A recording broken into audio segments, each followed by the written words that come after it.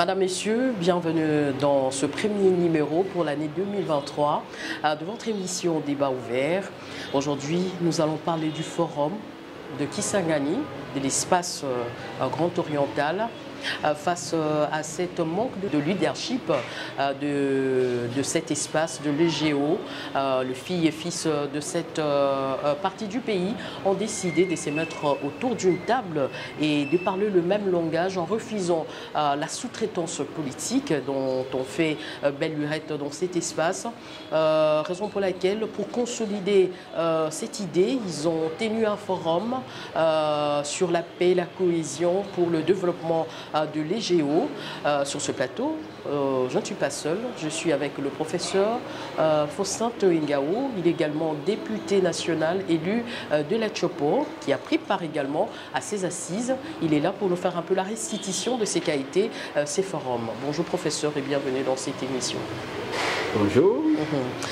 J'ai dit tantôt, là, vous sortez d'un grand forum sur la paix et la cohésion de l'EGO. Parlez-nous un peu de ce qu'a été ces forums. C'est vrai, du 27 au 30 décembre 2022, il s'est tenu, effectivement, comme vous l'avez dit, un grand forum, une rencontre que nous allons désormais qualifier d'historique dans la ville symbolique de Kisangani. Un forum qui a réuni toutes les filles et tous les fils, bien sûr représentés, afin de réfléchir sur toute la problématique liée à l'unité des enfants de cet espace, liée à la cohésion, à la paix et au développement de l'espace Grand Oriental.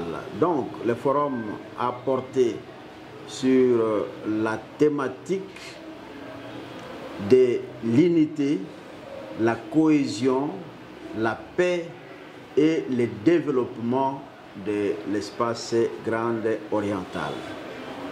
Et ce forum a été facilité par une personnalité qui a fait le consensus, qui a fait l'objet du consensus de tous les enfants de la Grande Orientale. Il s'agit bien entendu de son Excellence Monseigneur, l'archevêque métropolitain de Kisangani, qui se trouve en ce moment être le président de la conférence épiscopale du Congo. J'ai cité Monseigneur Marcel Outembitapa. Donc, c'est autour de sa personne que nous nous sommes retrouvés pour parler de nous-mêmes, essayer de nous interroger sur notre passé, d'où nous venons, et les défis que nous avons à relever aujourd'hui sur plusieurs plans et comment nous pouvons nous projeter vers l'avenir. Et voilà pourquoi, dans un premier temps, après le discours, le grand discours d'ouverture prononcé par Monseigneur l'archevêque, nous avons suivi les différentes communications de nos éminences grises, des experts que nous avons identifiés dans tous les secteurs et que nous avons regroupés en trois thématiques. Nous avons eu à suivre des communications d'orientation sur le thème de la paix et la sécurité dans l'espace Grand Oriental, parce qu'à ce niveau, il faut vous dire aussi que c'est un espace confronté à plusieurs problèmes d'insécurité. Il faut déjà retenir que la Grande Orientale est constituée de 4 provinces, ici du démembrement de l'ex-province orientale depuis 2015. Sur les 4 provinces qui constituent la Grande Orientale, il y a une qui se trouve aujourd'hui dans l'état de siège. C'est la province de l'Ituri. à l'instar de la province du Nord Kivu. Donc cela veut dire qu'il se pose des problèmes sérieux de paix. Et il y a des défis importants sur le plan sécuritaire qu'il faut relever. Mais il n'y a pas que l'Ituri qui a des problèmes d'insécurité. On a noté aussi les mêmes problèmes dans d'autres provinces comme la province du bassin des Ouélé, les bas et les hauts Ouélé, où il existe des phénomènes du genre la présence de Mbororo, ces éleveurs venus de plusieurs pays de l'Afrique qui se trouvent aujourd'hui installés là-bas. Ça passe comme un fait bénin au niveau national, alors que ça constitue un problème très sérieux de sécurité, mais on n'en parle pas assez. Et nous avons noté aussi d'autres problèmes de banditisme urbain qui se développent, notamment dans la Chopo, dans la ville de Kisangani. Alors, nous avons eu quelques experts qui nous ont parlé de la problématique de paix, de sécurité, de la cohabitation entre communautés et les problèmes de justice dans notre espace. Nous avons eu aussi des communications d'orientation sur la deuxième thématique, c'est celle qui porte sur le développement socio-économique de l'espace Grand Oriental et la coopération entre les provinces de l'espace Grand Oriental, entre elles d'abord et entre elles et les autres parties de la République. Et à ce niveau, nous avons eu à évoquer le problème important de l'exploitation anarchique des ressources forestières et minières qui se trouvent dans l'espace Grand Oriental, mais laquelle exploitation ne profite pas à l'espace. Nous avons parlé aussi des problèmes de l'agriculture, des problèmes du développement rural qui constituent aujourd'hui un peu les cadets des soucis. Ça fait longtemps qu'on nous parle de la revanche du sol sur le sous-sol, mais on ne voit pas comment cela se matérialise dans notre espace. Et nous avons pensé qu'il fallait réveiller l'attention de nos frères et sœurs pour les amener à reprendre les travaux des champs et à développer nos milieux ruraux.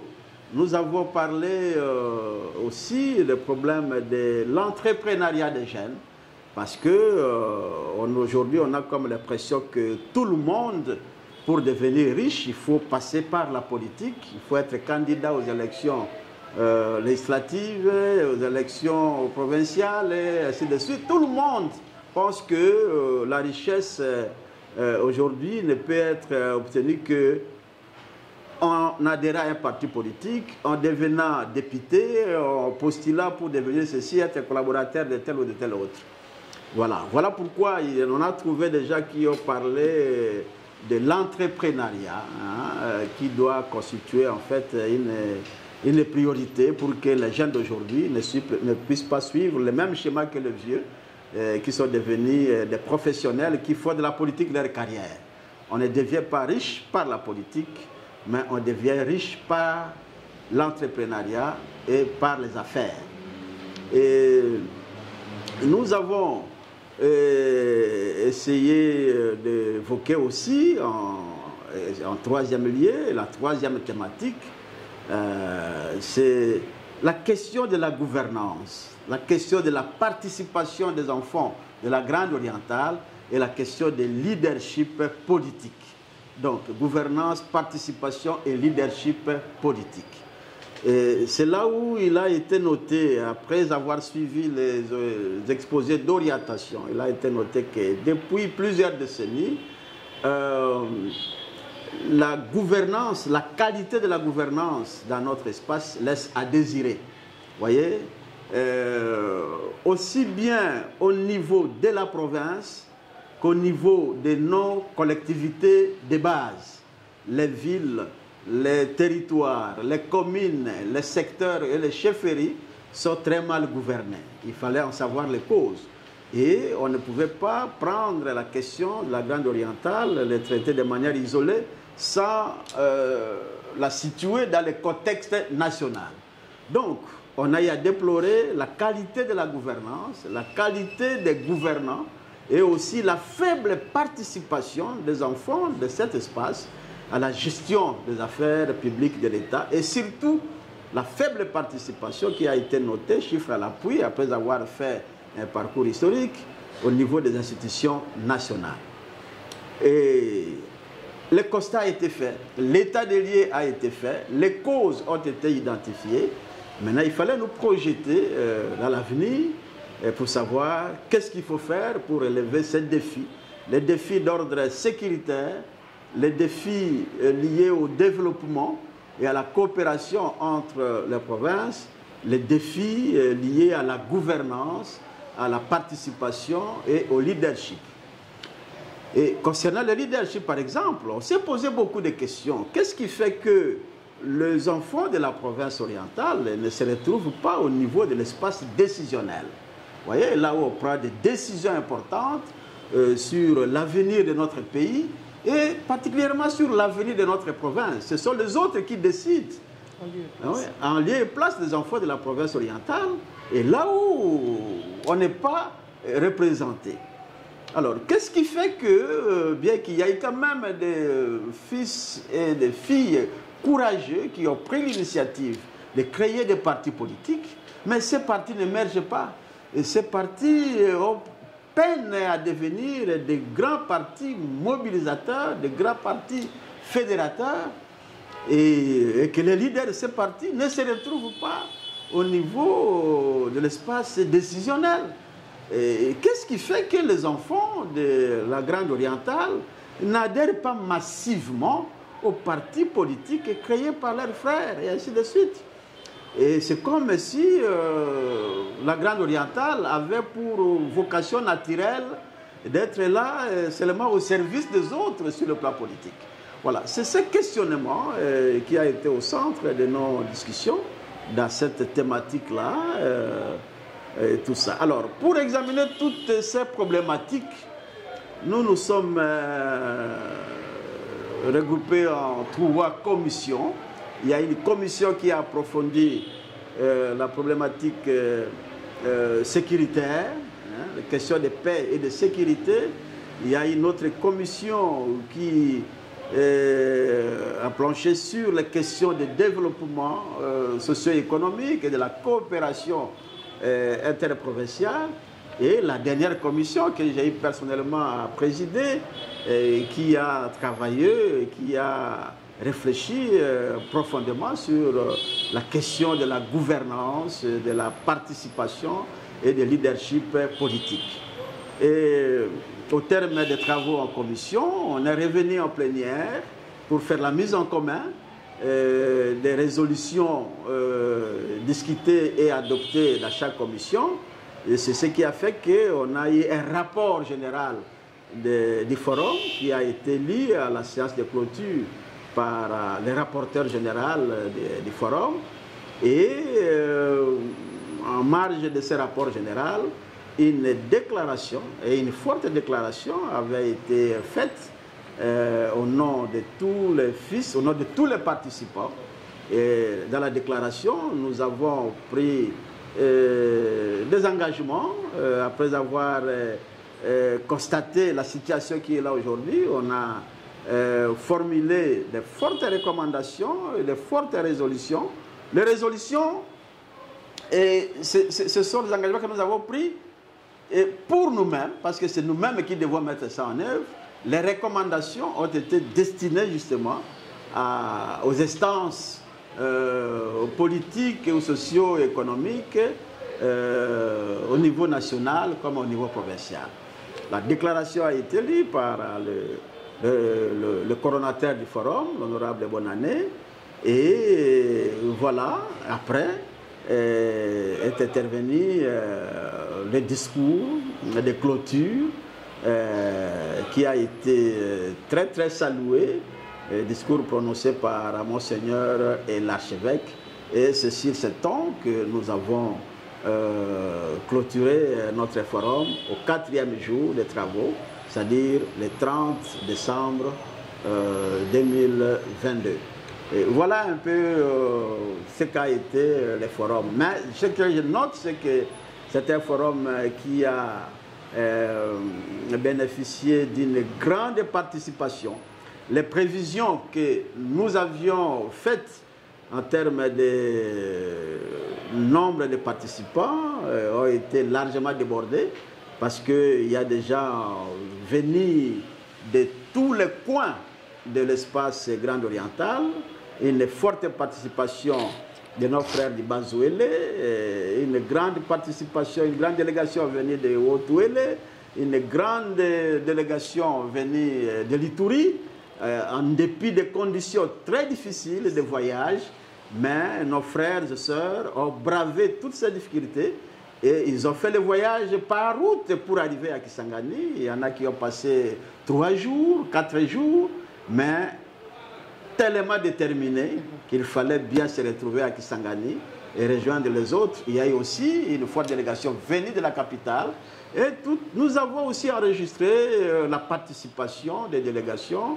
de la diaspora.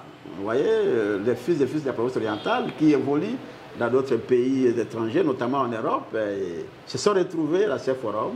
C'est pour vous dire que c'est un forum qui a répondu à un besoin exprimé par les enfants de cet espace et nous pouvons dire que ça a été une véritable réussite. Une véritable réussite, particulièrement, honorable. Nous voulons un peu savoir quel est le rôle que vous, particulièrement, que vous avez joué dans ce forum, à part être membre ou bien diriger la commission, le rôle que vous avez joué dans l'organisation de ces forums. Et aussi, certains analystes avertis voient déjà d'un mauvais œil la présence de Marcel Outembi. Cela veut dire pour eux que ça ne fera pas longue vie, cette rencontre, cette unité de l'EGO. Bon, écoutez, nous avons joué un rôle important à côté des autres, parce qu'on ne peut pas organiser une histoire comme ça seul ou à deux, mais on a été nombreux et chacun de nous a y apporté une contribution significative en termes de disponibilité, parce qu'il faut d'abord se disponibiliser pour l'intérêt de l'espace et il faut apporter de l'énergie.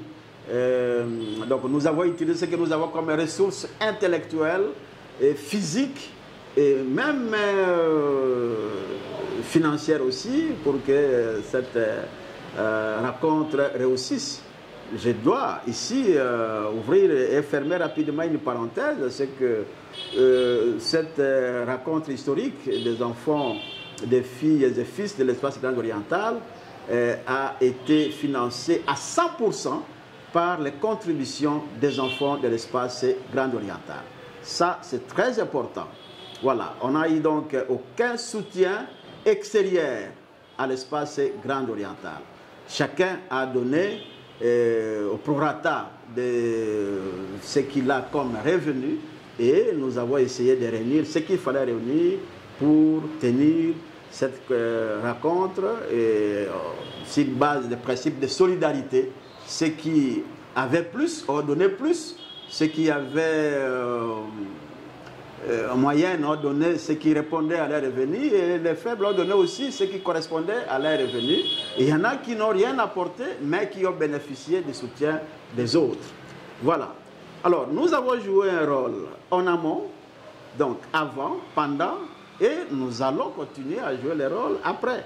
En amont parce que nous avons été membre du comité organisateur. Je dois vous dire qu'en plus du facilitateur qui est connu, Monseigneur l'archevêque, le forum a été organisé par une coordination, vous voyez, avec un comité organisateur où il y avait des cellules. Et moi qui vous parle, j'ai joué le rôle de premier coordonnateur adjoint de ce forum. Donc, j'ai apporté ma contribution et j'ai eu la charge de coordonner le comité scientifique du forum, concevoir la thématique, vous voyez, et travailler pour la désignation des experts, des personnalités capables de produire des communications, des exposés d'orientation et aussi être à côté de Monseigneur l'archevêque pour essayer de faire respecter les termes de référence tout au long du forum. Et je crois qu'avec les autres, nous avons pu apporter une contribution significative. Et maintenant que nous avons clôturé le forum, nous devons encore travailler, nous sommes en train de travailler pour que les actes du forum soient disponibilisés, soient produits, imprimés et diffusés afin que ce soit à la portée de tout le monde. Et là encore, nous avons du travail à faire avec les autres frères et sœurs qui travaillent avec nous dans les comités scientifiques. Donc le travail continue encore jusqu'à ce que nous allons produire les actes du forum et sans oublier justement le raconte que nous devons avoir sur la question de savoir comment mettre en œuvre les recommandations et les résolutions que nous avons adoptées ensemble pour que ça ne reste pas lettre morte. Voilà l'erreur que nous avons jouée. Alors, quant à Monseigneur l'archevêque, je ne sais pas qui lui prête des intentions dont vous parlez, mais il faut d'abord vous dire que c'est un fils de l'espace Grand Oriental et aujourd'hui il est président de la SENCO. Cela ne veut pas dire qu'il doit être coupé de ses origines, il doit être coupé de sa base. Et le rôle qu'il a joué n'affecte en rien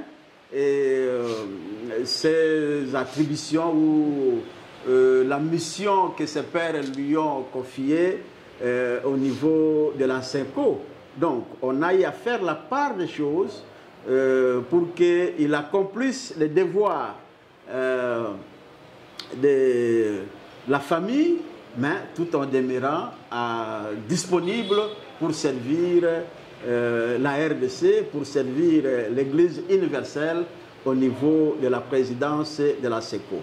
Tous, nous avons fait de sorte qu'on puisse lui faciliter la tâche et que le rôle qu'il devait jouer au niveau du forum ne puisse pas affecter de près ou de loin négativement son rang comme président de la SENCO. Professeur, mais d'aucuns quand même se posent la question, pourquoi est-ce que vous, des Légéo, vous aviez entendu si longtemps pour vous mettre autour d'une table? Est-ce que c'est pour une autre raison quelconque ou bien c'est juste en marge des élections qui se pointent déjà à l'horizon?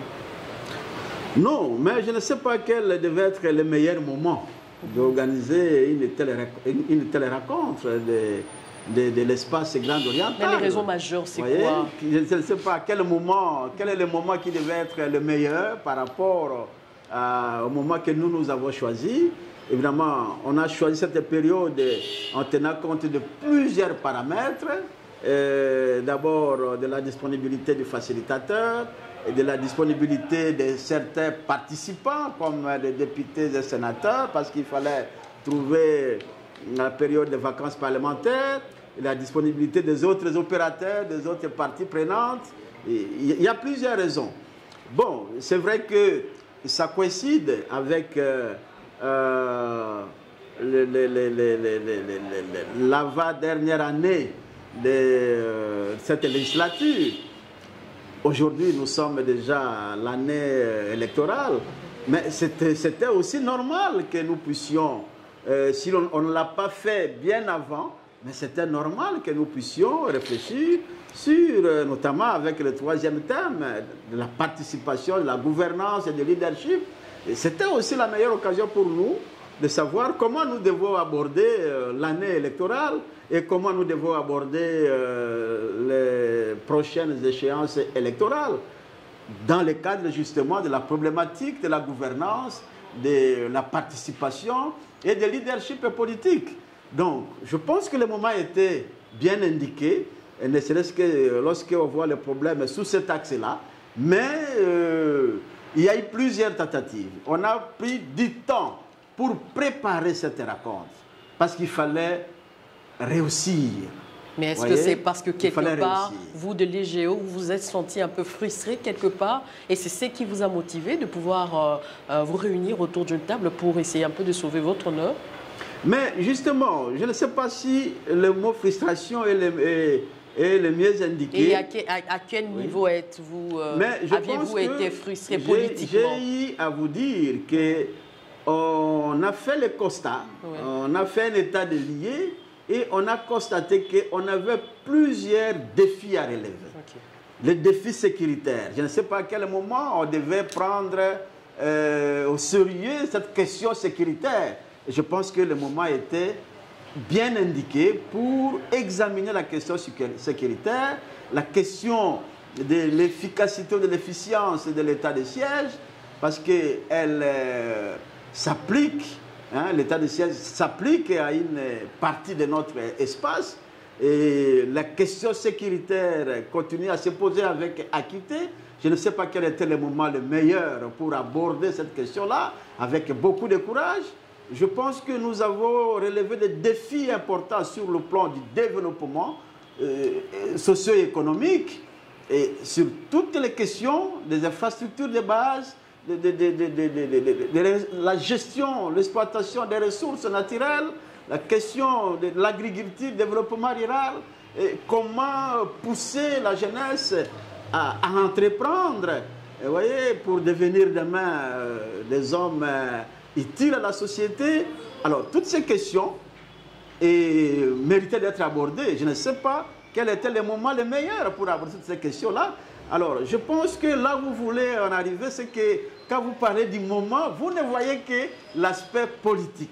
Vous voyez? Et c'est vrai aussi que ça a été une belle occasion pour nous d'aborder avec courage la question de la gouvernance, de la participation du leadership, par rapport justement à ce qui se prépare, par rapport à ce qui doit arriver aux Congolais dans les jours à venir. Nous devons nous armer, nous devons nous préparer pour ne pas continuer, et là, j'utilise votre expression, continuer à subir les mêmes frustrations que nous avons toujours subies depuis des décennies.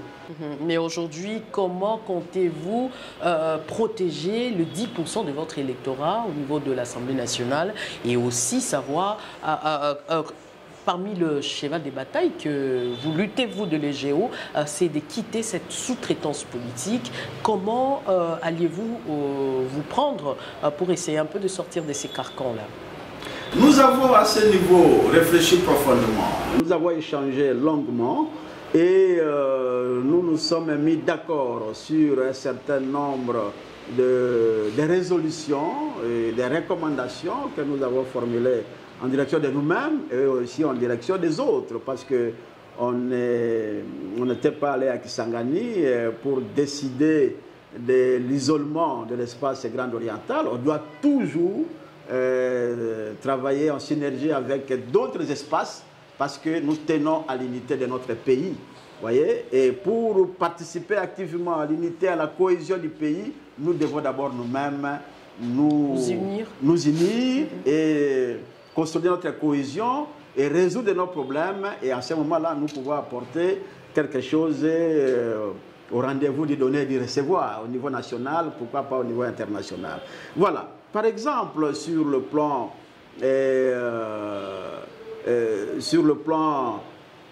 politique, parce que je vois que c'est ce qui vous intéresse le plus, vous voyez, face à la problématique que nous avons soulevée, vous voyez, aujourd'hui, il n'est plus question qu'on cherche à prendre le pouvoir par la force. La Constitution de la République condamne.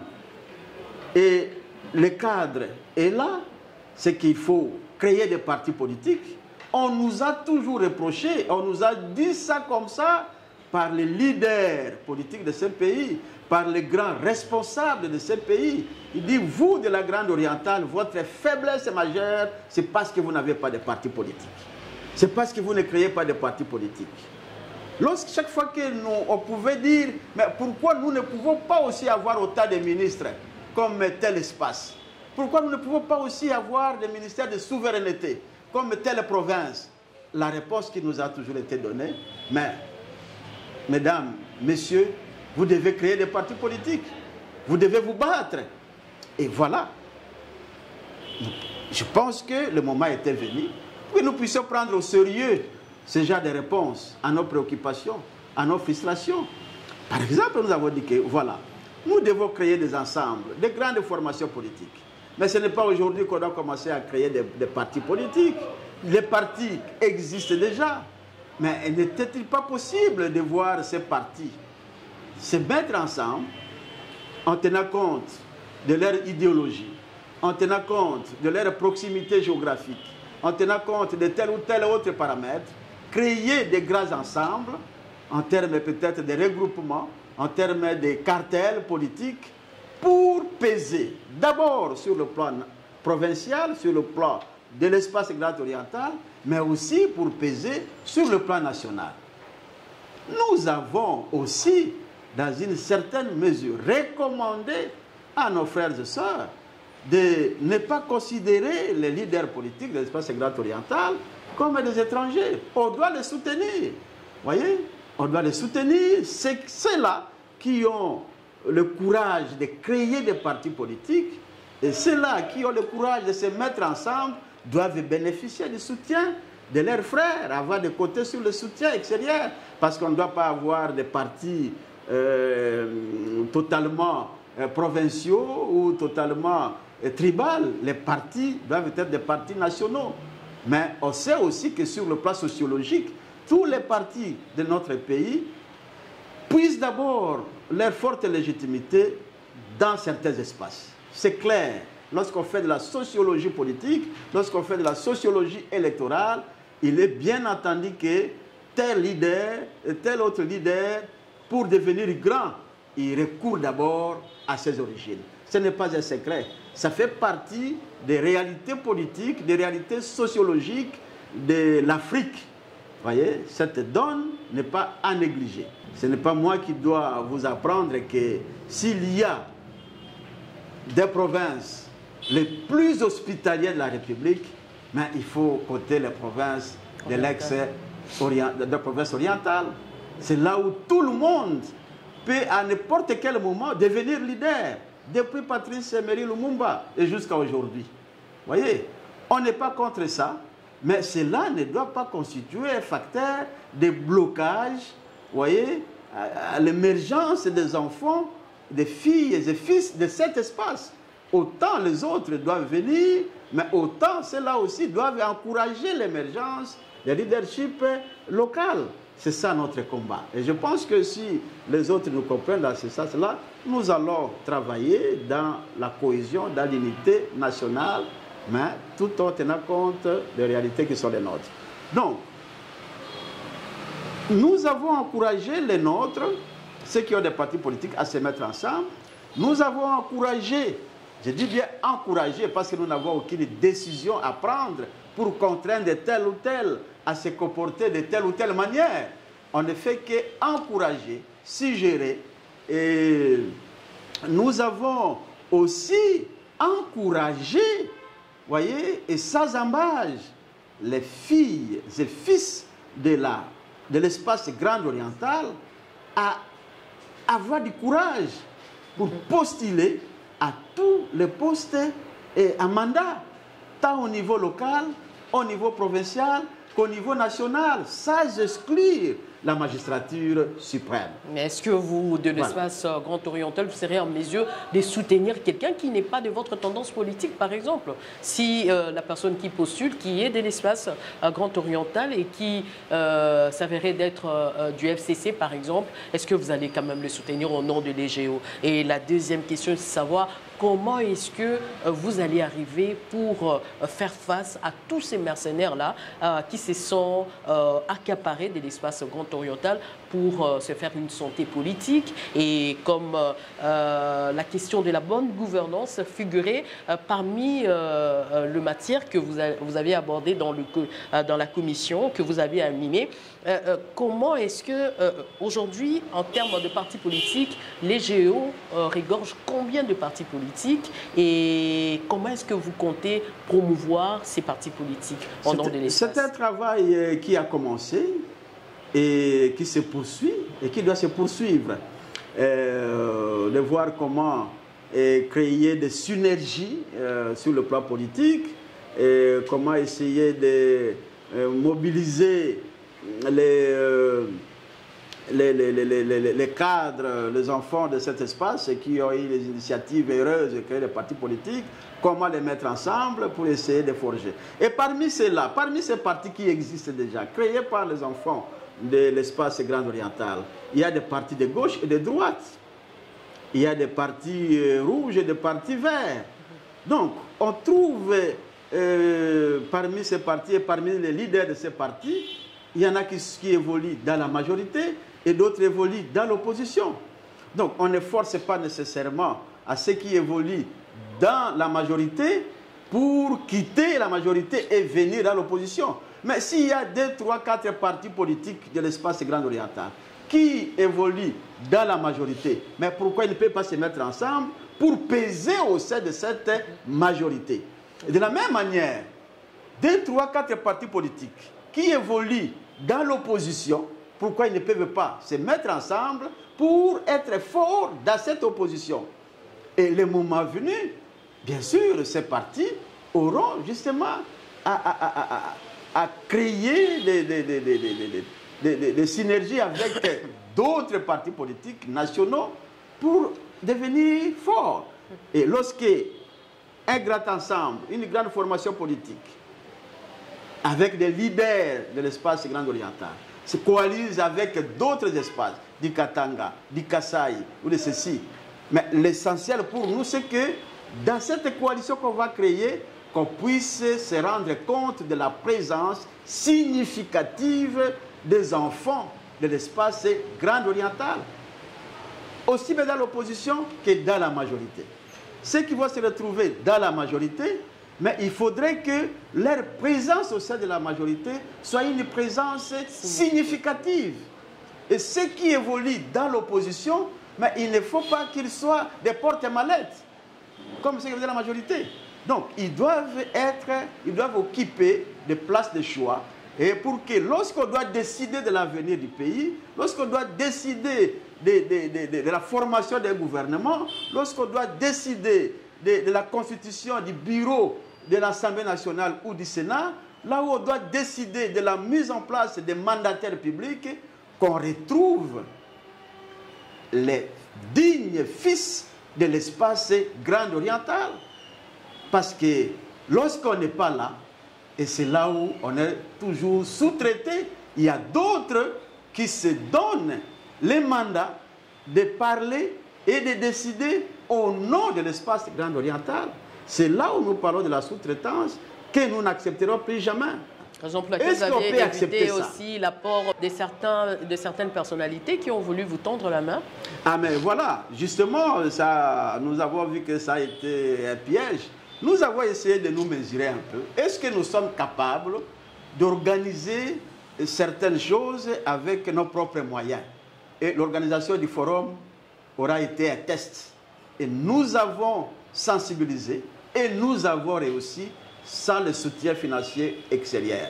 Et je pense qu'avec ça, c'est parti pour le financement de nos partis politiques. Et demain, pourquoi pas? Donc, c'est la volonté d'abord. Et nous avons comme mission de sensibiliser les nôtres. Et ça a été ça aussi la mission assignée au forum. Sensibiliser et développer cette conscience collective afin que demain, nous puissions nous comporter différemment d'hier. Aujourd'hui, compte combien de partis politiques à son sein? Nous avons recensé. Il y a un travail qui a été fait dans la commission gouvernance, participation et leadership politique. Nous avons recensé et nous sommes à plus de 30 partis politiques créés par les filles et fils de l'espace Grand Oriental. Donc, c'est déjà une base importante. Mais maintenant, il faut créer entre ces partis des synergies. Hein? Il faut encourager les leaders de ces partis à se mettre ensemble. Et je pense qu'à ce niveau, on aura encore besoin des facilitateurs pour les amener à créer ces synergies. Et c'est le travail qui doit se faire après le forum. Monsieur le coordonnateur adjoint de l'EGO, certains se posent quand même la question de savoir, l'EGO aujourd'hui, c'est une ASBEL, c'est une association, un parti politique ou une plateforme électorale? Et il faut faire la part des choses. Avant les forums, il a été créé une ASBEL dénommée Espace Grand Oriental, regroupant les enfants, les filles et fils de l'espace Grand Oriental, toutes tendances confondues. Voyez, les filles et fils de Bazouele, de Haut-Ouele, de l'Ituri et de la Tchopo. Et cet ASBEL dispose de statuts et des statuts reconnus par l'autorité publique. Et ça existe. Alors, le forum n'est pas cet ASBEL. Le forum qui a été organisé, bien que ça porte le nom de l'EGO, Forum de l'espace Grand Oriental, et ça a été en fait une rencontre de famille, la famille Grand Orientale. Parce que dans une ASBEL, on adhère. Vous voyez, il y a des conditions pour devenir membre et on peut aussi sortir, comme dans un parti politique, comme dans une église. Vous voyez, mais le forum n'a pas érigé de limites quelconques, n'a pas établi des préalables ou des conditions. Le forum a été un cadre purement naturel. Ouvert à tout le monde. Ouvert à tout le monde. Le seul critère, c'est d'être fille ou fils de l'espace Grand Oriental. On est même allé au-delà. On n'a pas parlé de pères et de mères comme le discours qui se développe aujourd'hui. Parce que nous avons des gens qui sont nés là-bas et qui ont investi et qui travaillent efficacement pour le développement de cet espace, même si leurs parents ne sont pas originaires de cet espace. Mais à partir du moment où ils sont avec nous, mais il fallait leur accorder une place dans ces forums. Ils ont participé aussi. Mais aujourd'hui, en termes de défis honorables ou en termes de développement, comment comptez-vous développer cet espace conformément à votre thème, hein, à votre thème qui est la cohésion, la paix et le développement. Comment comptez-vous développer votre espace? Et en deuxième lieu, faites-nous un peu le tas de lieux aujourd'hui, la situation sécuritaire dans cet espace du Grand Oriental. Je vous ai dit que les défis sont énormes. L'état des lieux a été fait. Je peux mettre à votre disposition les termes de référence où nous avons justement essayé de présenter la situation actuelle de l'espace Grand Oriental. Et sur le plan sécuritaire, beaucoup de problèmes. Et je vous ai dit que l'une des 4 provinces de cet espace est sous état de siège, avec des tueries qui continuent malgré l'existence de l'état de siège. Vous êtes en train de suivre l'actualité. L'état de siège, ce n'est pas une réponse efficace du gouvernement pour restaurer la paix dans cette partie du pays? C'est ça les vœux qui avaient été émis par les enfants de cet espace.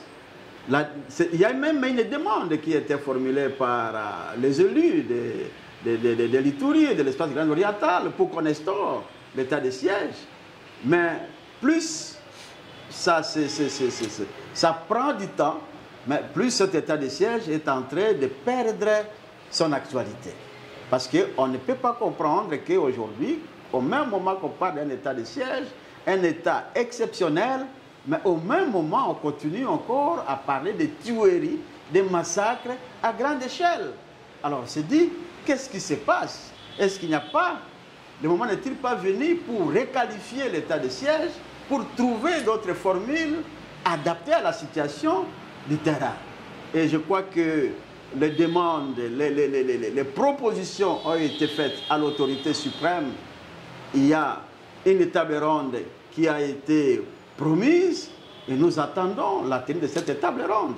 Mais l'EGO, au terme du forum de la rencontre, a exprimé clairement sa position qu'il soit mis fin à l'état de siège et qu'on puisse envisager d'autres formules de gouvernance suffisamment efficaces pour restaurer la paix, la sécurité dans l'espace Grand Oriental et pourquoi pas dans l'ensemble de la République. Il y a beaucoup de défis. Sur le plan du développement, justement, pourquoi nous avons parlé de l'entrepreneuriat? C'est parce qu'on s'est rendu compte que le modèle de développement qui existe aujourd'hui, les enfants qui terminent les universités ne sont pas formés pour entreprendre. On forme des chômeurs, on forme des quémandeurs de l'emploi et la situation ne va que de mal en pis. Voilà pourquoi nous avons exhorté les jeunes de notre espace à entreprendre, à devenir eux-mêmes des employeurs, à se créer eux-mêmes de l'emploi. Et nous avons pour cela eu des communications de haute facture. Donc, vous savez que l'espace Grand Oriental dispose de plusieurs hectares de terres arables, mais qui ne sont pas exploitées. Nous devons travailler. Nous devons travailler la terre, nous devons travailler le sol pour que demain, cet espace soit capable de produire et de contribuer de manière significative à nourrir le reste de la République. Au lieu que ce soit un espace qui doit importer des vivres de l'extérieur, mais c'est de là que doivent partir ce qui doit nourrir le reste du pays et pourquoi pas exporter sur le plan international. Donc, dans tout cela, une analyse profonde nous a conduit à comprendre qu'on peut bien mettre les mécanismes les meilleurs pour développer notre espace. Mais tant qu'on n'est pas représenté au niveau de l'espace décisionnel, là où se prennent les décisions, toutes les réflexions resteront lettres mortes. Parce que lorsqu'on doit arranger une route d'intérêt national, comme la RN4, il faut qu'il y ait une décision du gouvernement central. Et si on n'est pas représenté de manière significative à ce niveau-là, notre route ne sera jamais asphaltée. On est en train d'asphalter toutes les routes d'intérêt national à travers le pays, mais pourquoi celle-là n'a jamais été asphaltée? Pourquoi cette route doit toujours demeurer dans l'état où elle se trouve aujourd'hui? Lorsque on a le souci de développer l'éducation et de créer des filières utiles pour la formation de la jeunesse, une jeunesse qui doit être à mesure de prendre le destin de l'espace entre les mains, mais si les décisions ne sont pas prises au niveau national, ce vœu restera toujours un vœu pieux. Donc, dans tous les cas, nous avons un arsenal de résolutions, un arsenal de réflexions, de stratégies pour développer notre espace. Mais en fait du compte, nous devons nous retrouver là où se prennent les décisions pour que nous puissions traduire en actes ce que nous avons comme idée pour le développement de notre espace. Voilà le sens de notre combat sur le plan du leadership, sur le plan de la participation, sur le plan de la gouvernance. En tout cas, professeur, le temps vraiment n'est pas notre allié. Donc, le souci était, les désirs, pour moi, étaient de continuer. Mais les temps nous pressent déjà. Nous tendons vers la fin de cette émission, honorable.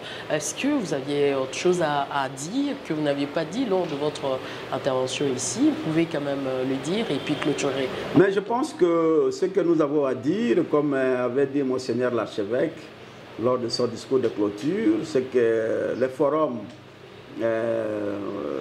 pour l'unité, la cohésion et la paix de l'espace Grand Oriental avait pour mission de renforcer la cohésion, l'unité et de permettre aux enfants de l'espace Grand Oriental de réfléchir ensemble pour développer des mécanismes communs pour pouvoir conduire au développement de cet espace.